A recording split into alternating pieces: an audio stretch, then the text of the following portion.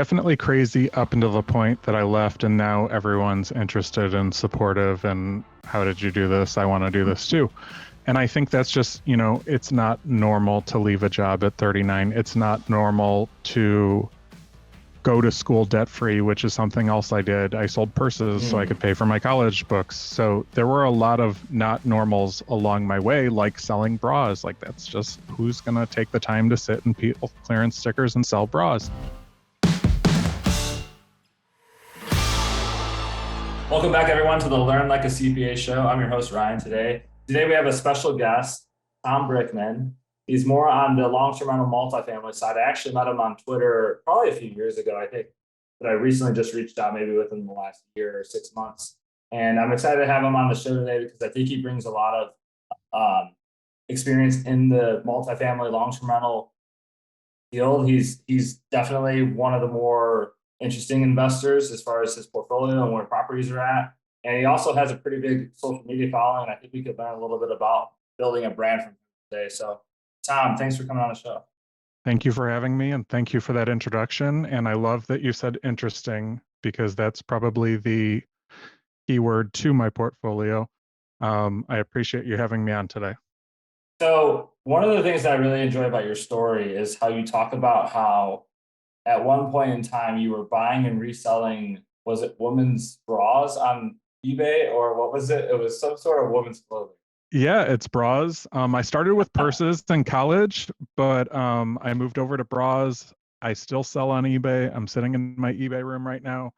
Uh, a lot of lotions and perfumes and discontinued items is what I focus on. Just like I'm a buy and hold investor for resale and a buy and hold investor for real estate. So you So hold it long why enough till it becomes valuable. so why women's products? Are they just more marketable? And I'm Yeah, I worked at the Gap when I was 16, and you saw real quick that the men's side had the same amount of merchandise as the women's side, but the men's side moved a whole lot slower. The women are the ones that were coming in and spending the money, and they were the decision makers in that aspect. So that product moves a whole lot quicker than men's product. longer shelf life for the men's product. What Yes, did you go to college? I don't know. I did. I went to the University of Toledo, which is where I started my first investment at 21. I bought a multifamily property my senior year of college. I lived upstairs and I rented out the downstairs. Property was $90,000, so I was collecting 600 in rent, and my payment was 738. So I was able to stay upstairs for $138 a month. Wow. Okay, so you ran the same play that I did. So how did you gain the knowledge to do that? Because I bet you didn't learn it in school. I didn't learn it in school. It was two things. My grandma came out and she's like, "This is the one you're buying." I had three properties, and when I went to go and try and get a loan, they're like, "You make 850 an hour. We can do nothing with you. You have this and this." And then they're like, "You could try and use a multifamily to qualify for this much or this type of loan." Oh, And I'm like, I think I could do that. And the duplex was separated, so I'd still have my own space and they could rent out their own space. So I picked out three. My dad and my grandma came out to Toledo, Ohio, and looked at them, and I was in love with one of them, and they both were like, "This house is trash. It's not going to be standing in 20 years. Like, you're not buying this one." And the one that I really didn't like was the one that they picked, and the one that I still own 19 years later. So they were right, and I was wrong on that one. wow. And so what did your next deal look like after that? So I made a dud. I had a dud in Cleveland, Ohio the next year, because I'm like, oh, it was easy in Toledo. I want to move to Cleveland. I took another job there, and this is my first job out of college, and it was an absolute dud. I bought that in 2005, and I lost money on it every year I owned it until I sold it in 2015. So that one was just, I couldn't get a team in place. I couldn't get good tenants in place. And I bought it unprepared because of how easy the first one was. See, that's interesting because a lot of people say that your first one's the hardest, and then after that, it kind of gets easier. But it seems like in your experience, the second one, maybe it wasn't the hardest deal to do, but it definitely costed you the most money, would you say? It did. And I sold Yeah. that one on, I think it was like my 30th birthday, and I was so excited to write a check to the title company and have that thing out of my life. Like it was the best birthday gift ever, writing that check to not have to deal with Wow. that house anymore. So what does the portfolio look like now?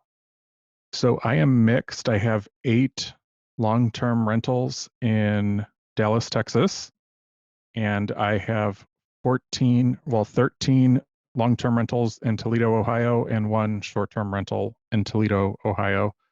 And I am working on a few other long-term properties right now in Toledo as well. So how are you able to, because I'm assuming that your source of income outside of real estate is going to be eBay sales. How are you qualifying for most of these loans? I'm strategically selling what makes sense. Last year I sold off a primary residence that I had lived in, and I Hmm. used that to buy 5 properties last year. I bought one with a long-term 30-year loan on it, and 4 I bought in cash and did refinance once they were rented. Wow, how much did your primary go up by? I bought it for 139 and I sold it for 368. So I had a great payout on that one when we sold it after living in it for 3 years. And that was in Ohio or Texas? I think I missed that. Texas, yeah. I'm Yeah, Texas based. I just have a portfolio up in Toledo. probably could have guessed that. Uh, so what are, I guess, because the reason that we got connected was just on Twitter, and I had seen your tweets for a while, and I never had reached out until I think I eventually reached out or whatever. But I'm still trying to figure out Twitter. Me personally, like within my business and scaling my brand, I think one of the things I have found out about Twitter is people don't want to leave the algorithm once they're on it. So I had this dud of a month where I posted a bunch of blogs and podcasts that I previously did, and they got no interaction. But then I'll tweet some random stuff, and it'll be like 10,000 views or 10,000 impressions.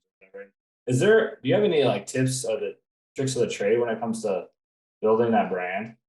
Like I started to take off on Twitter when I started to share my authentic journey about disliking my job. I wanted to get out. So I did a thread about that after I had quit my job. I had tried to quit my job in 2019 and I hung on begrudgingly till January of 2022. So when I would share that, it always hit. And then there's other ones that always hit. Like I own a commercial space in Ohio. And whenever I share about this commercial space, I'll gain like 300 followers that day because people see the numbers that I bought this space for, renovated the space for, and what I collect and rent on it. And they're like, I want to do that. So being genuine with my post and posting realistic, traceable numbers is key. Yesterday, I tweeted about the primary house and I had a bunch of trolls on there. But when I can respond with, okay, well, here's this and this and this, it one drives engagement because the trolls just drive the engagement over there. But 2, I don't tweet out something if I'm not actually doing it or if I don't actually believe it or if I do my homework with it. And I think that's where people kind of get burnt out over on the other platforms is you see this success porn is what I call it. And it's a 60-second reel of someone on a beach doing this and they're collecting this much income. And I don't do that. That's just not my brand. I'm more transparent and I still step in and I still do the work on some of these. I have a team in place, but like today I was ordering flooring for one of the jobs that's going on in Toledo right now. And I think that people can connect with it because starting out, and I know that you probably know this from starting out, you have to do some of that stuff to get the job done right. Because if you don't, it could just drag on for months and you could end up with a trash result. So that the other thing was interacting with the bigger accounts right away as soon as they'd tweet or as soon as they'd post. And that helped me grow because people would see that comment right at the top of the feed, like a GIF or something that I would post. And it would also help me attract a larger audience because they would click follow when they'd see me up there. Mm. That's a really good tip. I hadn't. So it seems like on Twitter, sharing personal experiences, both good and bad, are gonna what boost your engagement. And then having people comment or react, or especially in a negative context, you think boosts your engagement even more. I The do. trolls, Like, you say? yeah, the trolls. And sometimes I'll retweet the trolls and sometimes it's super easy to engage and start Twitter wars, but that's not what I'm about. I'm actually just trying to genuinely share my story. That's why I started the Frugal Gay a couple years ago when I was getting ready to leave my job. And it took off once I shared where I was at when I was 31, when I hit my net worth of $1 million, when I shared what my portfolio looked like, when I shared how I purchased these properties, how, I went to that second property in 2005, and then I couldn't get another property till 2009 because I had credit card debt, and Bank of Mhm. America looked at me and they're like, we're not going to loan you anything. You have too much debt. So I had to spend a year working retail to clear the debt and get that door number 4 under my belt, and that's what it took. And then in 2009, I made it a point to pick up at least one a year. And then I also share, hey, I bought this one in 2010 for this much, I sold it for this much, and then I exchanged it into this property. And other people, people don't have that vision. They want the nicest house at the beginning of the journey, and it took me trading up this house to get to this house to get to this house. And that is also relatable because it's reality. Sometimes you have to start with something a little bit rougher and make it look nice. People also love to see the before and afters on these. It's kind of like in Monopoly. Everybody wants to get Boardwalk, but you have to start on Baltic, huh? Yes, I just definitely. thought about that. So you said one thing in there. I don't know if I messaged you, but we actually quit our 9 to 5s the same month. So I left January 2022 as well. Did we message each other about that? I can't I remember. don't I don't think we've ever talked about that one. Yeah, I left January 7th. I had put in my notice right before Christmas, Oh, and I left January 7th, and I post every month on the 7th because I have zero regrets on doing it. And I'd rather, owning my time is the best part. It's not the money that I'm making or not making. It's the being able to jump on a plane and go see family if I want to this weekend. And that's something that I never had with the 9 to 5. It was very stringent on you can't take PTO now, you can do this and you can do that. So so crazy. I can't yeah. believe that's still allowed. I mean, it's like, that's weird. Um, I think I was January 4th, if I remember right. I had similar experiences, and so I do a lot of coaching on not influencing, but getting people to make that step from leaving their 9 to 5s into whether it's like part-time work or they're in real estate full time. I mean, aside from the technical terms, right? A lot of people struggle with their debt to income because normally before they leave, they'll go and borrow a bunch of money while they still can. And then now you have all these debt payments. And if you don't have steady source of income coming in, to be able to cover that. I mean, we could get technical with that, but I kind of wanted to ask you about, what are some of the mindset shifts that you had to take or overcome to be able to leave your job? Because I mean, I know for me, it was what I was doing was exactly, what I was supposed to be doing. Right. And I talk about this idea of this box that we're supposed to live in.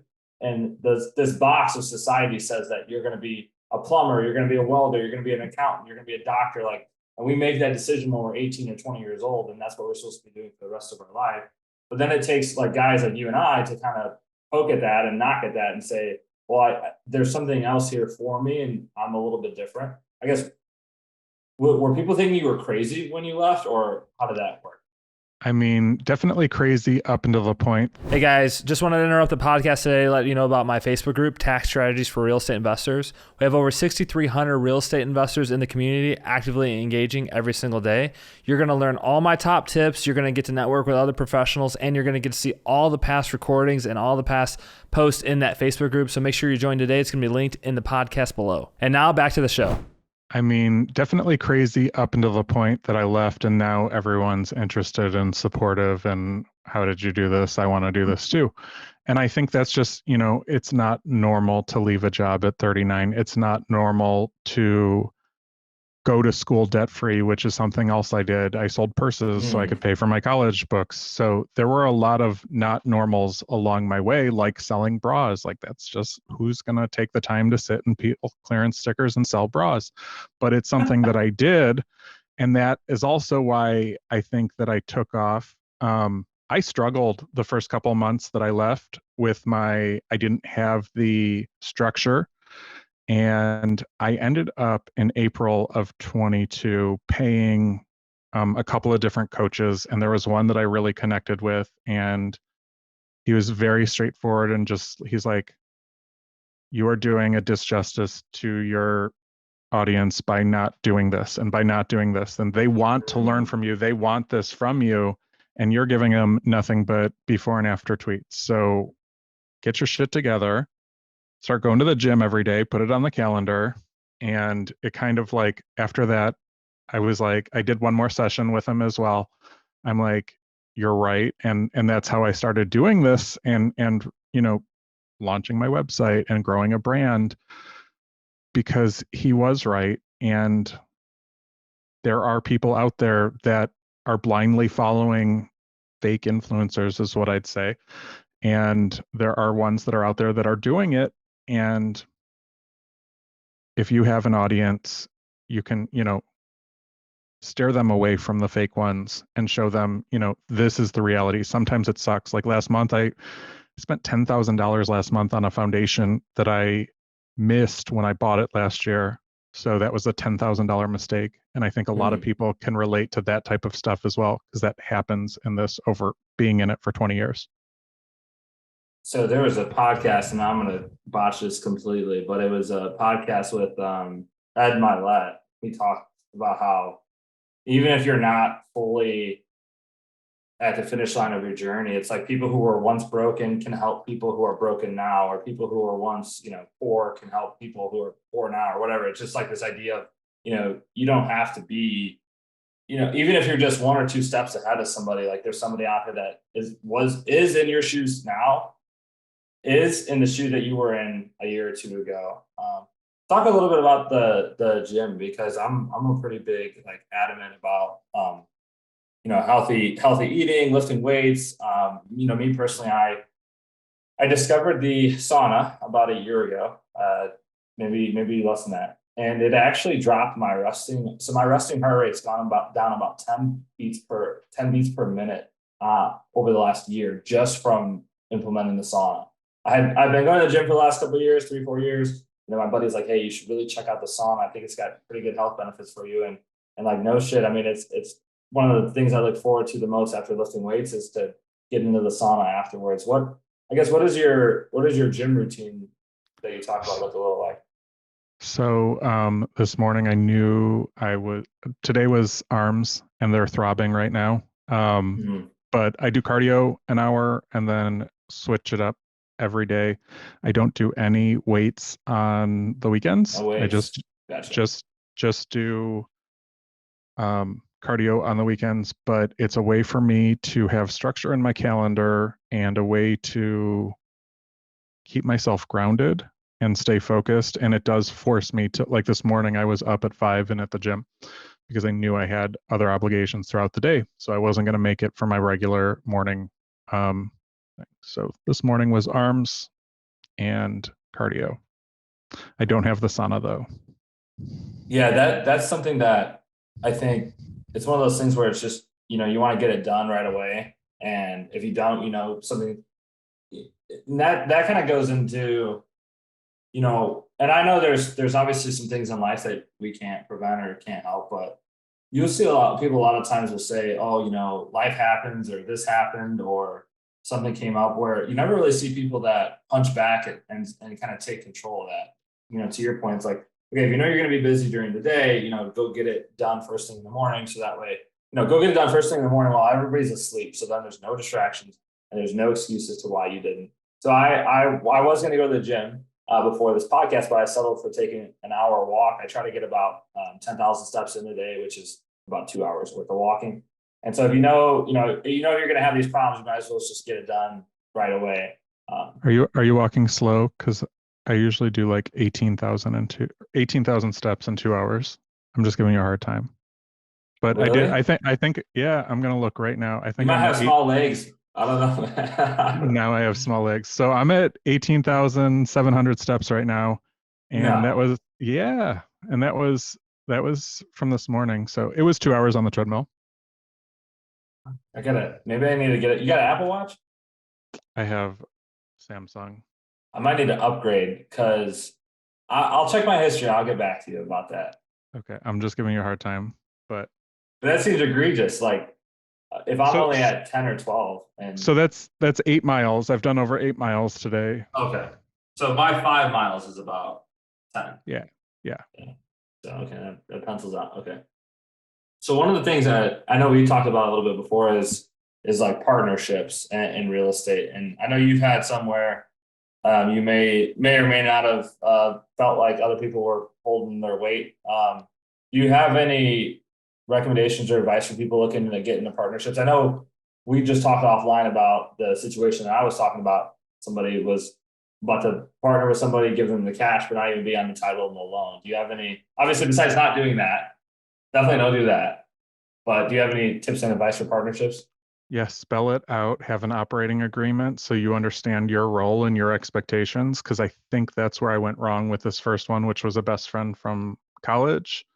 And we're doing this 50-50. I'll take care of this, you take care of that. And then as the partnership progressed, it turned into not that. It turned into a lot of picking up the weight for others. So I think, and that's what the future ones that I've done, it's really clearly spelled out. This is what I'm going to do. This is what you're going to do. And these are the expectations. And I haven't had issues with the future ones because it's spelled out at the beginning. There's no confusion. It's written out. There's no verbal handshake or, head nod or this or that. It's properly done. And I think that's something that people, to me, that's mind blowing that someone would want to loan this amount of money and they're not securing their investment by being on the title or anything. So I think understanding what you're doing before you're just blindly handing someone money or blindly going into business with someone, doing the research on the back end and spending the money to get it properly done is worth every penny. Yeah. And so selfishly, I want to know this too. What are some of the metrics that you look at to determine if a deal makes sense? I know in the Midwest, I have a guy that owns over 100 units there, and he kind of looks at like a price per square foot. He knows if he could buy in this area with this price per square foot, he knows it'll make sense. He doesn't even really, he'll look at interest rates, he'll look at everything else, but he's like, if I can get, this property for this amount, is there any sort of metrics that you look at? I mean, definitely price per square foot. And it's crazy what price per square foot is in Dallas versus price per square foot in Toledo, and what you can collect on, this property that's 75,000 in Toledo and what you can collect on this $250,000 property in Dallas. So it's not a clear cut across the board, like I want this price per square foot. My metrics are super basic. I'm always looking at the 1% rule. I'm always looking at the most basic metrics to see if I can make this deal make sense or not. On the one that I'm working on in Dallas that I'm about to have photographed today, that one, I've put in, I'll do a cash out at some point, but I've put in almost $100,000 into this one, getting this one off the ground, getting it purchased. And I could have 2 cash flowing doors in Toledo if I had put in that $100,000. So, but Toledo does not have that appreciation where this one, I've walked into this property with equity. So I have that on the back end as well. So I think that that's important. And that's also why I buy in both markets still. I think that just going for cash flow is a mistake and just going for appreciation is a mistake. So a mix of both is kind of my sweet spot and why I believe in both markets still, even with Dallas being super competitive and super saturated with investors trying to do the same thing that I do. Mm-hmm. So what's next for you? I know we've talked before. You do some, do you do any one-on-one coaching, consulting? I do. Pipeline? I do, and I've joined forces with House Money Media and co-founded that. So we've got some courses, we've got a newsletter, we've got digital products that we'll be launching, and that is a brand that we kind of jointly formed with 2 partners and have an operating agreement in place. And I'm looking at some larger projects instead of going, because this year in 2023, I have bought 2 single family with 1 additional under contract and then 1 single family also in Dallas. So 4 projects. So instead of doing that for next year, maybe I'm looking at something larger, like a larger apartment complex, hotel, something along those lines where value can be added and it makes sense to pursue that. Awesome. Well, is there anything else you'd like to talk about on the show today before we let you go? No, I'd like to know what your favorite project is to date and why it's your favorite, though. Because I was curious about that, because I know you've been in a lot of them and they're in different states. Yeah. Honestly, this is gonna sound really like why, but my favorite one is my first one. And it's actually the house I'm sitting in right now. I figured. So the reason why this is my favorite deal is not only was it my first deal, but the way that I executed the overall strategy of everything that I kind of knew in real estate and everything that I've learned, I put it together kind of to a T. So I bought the property with an FHA loan, 3.5% down, like a lot of people do, which people have heard me say this before. If I could go back, I probably would just do 5% down conventional. So that way I don't have to get it reappraised and I don't have to refinance out to drop the PMI. Okay. But so 3.5% down at 240.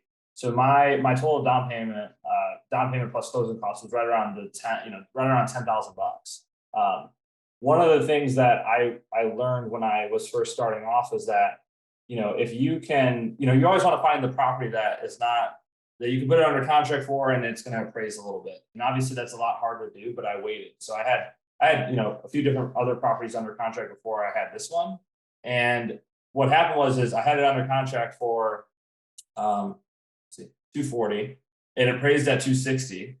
And so one of the things that I learned is that I can go to the seller and negotiate with them and actually bump up the purchase price amount. So you go to the seller and say, instead of 240, I'll give you 260, but I'm going to need $10,000 towards my closing costs, of the loan. And so that's how I was able to. The bank is happy because the property is appraised out. The seller is obviously happy because they got more money, and then I'm happy because I just got all my closing costs and most of my down payment funded. And because I got that credit. And another thing you'll learn too is once you have an inspection, depending on the market, if it's a buyer's or seller's market, you can go and ask for other stuff. So, hey, the plumbing's wrong, the electric is wrong. And I just so happen to have my mom worked at a plumbing company and my dad was an electrician. So of course I had a lot of that stuff like being able to be fixed. But that was my first deal that was my favorite deal because I was super scrappy. And on the tax side of things, I was actually able to accelerate the depreciation on the other upstairs unit and use it to offset my W-2 income. So when the numbers kind of all panned out, I ended up getting paid to buy the house. And that's why it's my favorite deal, because it was the most put together scrappy thing I could have ever done, because that's all that I had to do, because I didn't have as much money. I wasn't as experienced. I was knowledgeable. And now this is some of the stuff that I teach people who are buying their first property. So I'll just share one real quick. I did one earlier this year and the deal was about to fall apart. When I was getting bids back from the contractors, they were coming in way higher than what I thought that they were. And I just went to the seller and I'm like, a bank's not going to loan on this. These are my numbers. These are my actual bids. I'm like, this is way too much. And I ended up having them, one, owner finance me. So I'm paying them instead of a bank, and I'm paying them at 6% interest. And two, they ended up taking one of the bids for the electrician, and they paid the electrician directly. So everything that I put as my down payment, they paid right back out to the contractor to do the work. So it's just one of those where they got a problem off of their plate. I'm paying them monthly for something that's been sitting vacant for almost 2 years. And yes, I did put down that down payment, but they redirected the down payment right in and had the electric done in that property for me. So I think that creative financing, especially where we're at with interest rates, is a huge way to grow your portfolio in this type of environment. So I love your favorite story, because I've definitely been there with the creative financing, and that's a lot of the commercial space that I bought, no one would loan on it. So I pulled a HELOC from another property to buy it. So if I didn't get creative, I wouldn't have the portfolio that I have today. Right. And where can listeners of the podcast find you? Most active on Twitter at the Frugal Gay 11, Same with Instagram, same with TikTok. Thanks so much for coming on the show today. Thank you for having me.